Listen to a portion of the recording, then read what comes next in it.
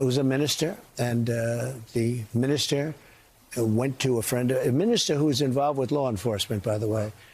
And his good friend is a top U.S. Marshal.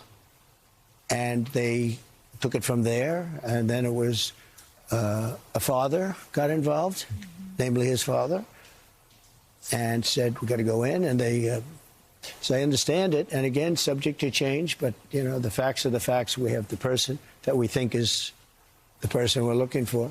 But they drove into the police headquarters, and he's there now.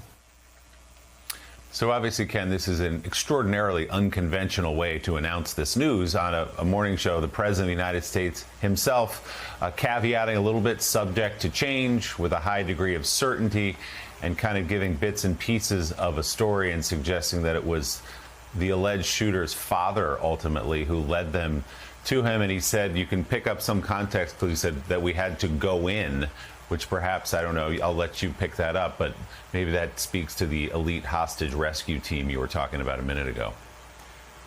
Of course, and if you're the family member of this person, you know that his life is in danger every second he's not in custody. And so you would want exactly what happened, which is to drive him to the police station and turn him in, at least according to the president. I'm seeing, Willie, though, that we have some confirmation. NBC's Tom Winter and MSNBC's Mark Santia are now reporting, and it's on my email, that a family member saw the photos of the suspect in the shooting and turned him into police. According to Donald Trump's chronology, that happened. That was like the third step in the process, after the minister recognized the photo and called his friend, who was in the U.S. Marshals, who then got in touch with the family. But nonetheless, the family, we've now confirmed the family members helped turn this suspect in, and he is now in custody, Willie. Well, Mark Santia is here with us. Mark, what more can you tell us about this new confirmation? Willie, this is very, very fluid right now. It is not uncommon for family or friends to reach out to authorities after seeing videos and also possibly after hearing even from their own loved ones. We have seen this several times in the past. Again, President Trump saying just a short time ago, quote, we have him, he's in custody, and then detailing a minister who reached out to a father of the suspect, who then reached out to law enforcement. We are working the phone with Ken Delaney and with Tom Winter, John Deans. We're all working the phones trying to confirm, but we also have in about 27 minutes a press conference scheduled in Utah, waiting to hear more about this, about the possible break in the case, which sounds the president seems very confident about this right now. And Willie, you saw yesterday multiple images released, the video of the suspect on the rooftop, and then you saw still photos of the suspect's face. And beyond that, authorities were very calculated to put out the clothing. They actually said they enhanced the image on that sweatshirt, the American flag, the eagle.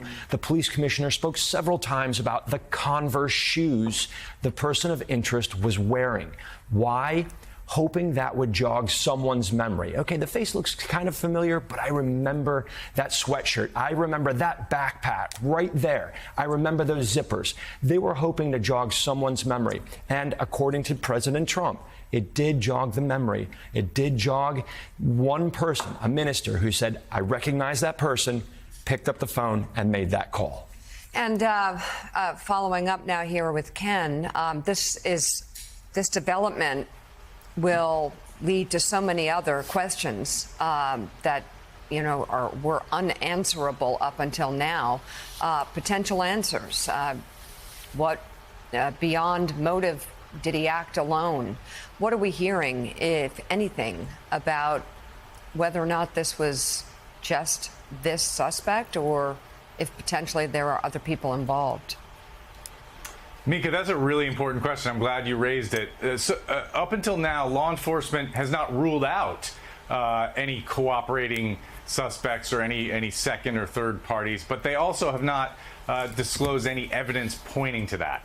And in fact, they've had a lot of evidence pointing to the one suspect, including the videos you saw of the suspect climbing down from the roof and running on the roof, and the one rifle recovered. So, I mean, I think we can say that it certainly looks like this person acted alone. But look, that's a big question, right?